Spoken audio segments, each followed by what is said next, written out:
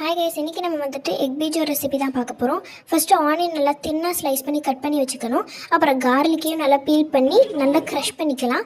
அப்புறம் முட்டைகளை பாயில் பண்ணி அந்த கார்லிக்கையும் ஆனியனையும் கட் பண்ணியிருந்தோம்ல, அதை நல்லா ஃப்ரை பண்ணிக்கணும். கோல்டன் ப்ரௌன் ஆகிற வரைக்கும் ஃப்ரை பண்ணி ஒரு பிளேட்டில் போய் வச்சுக்கலாம். அப்புறம் தண்ணிக்குள்ளே சால்ட் மிக்ஸ் பண்ணி நல்லா ஒரு சால்ட் வாட்டர் மாதிரி ஆக்கி வச்சுக்கணும்.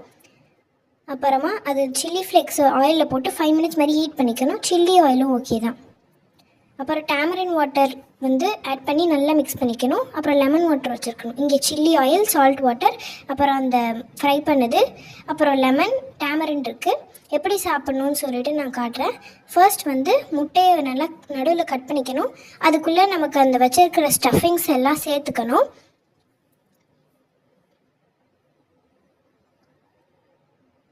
நெக்ஸ்ட்டு நம்ம வச்சுருக்கிற அந்த காரம் ஏற்றபடி நம்ம அந்த சில்லி ஆயில் போட்டுக்கணும். அப்புறம் நல்லா எவ்வளோ வேணுமோ சால்ட் வாட்டர் போட்டுக்கிட்டு லெமன் வாட்டரும் நமக்கு எவ்வளோ வேணுமோ போட்டுக்கலாம். லெமனை தண்ணியில் கரைச்சி தான் வச்சுருக்கணும். அப்புறம் டேமரின் வாட்டர் கூட நம்ம எவ்வளோ வேணுமோ போட்டுக்கலாம்.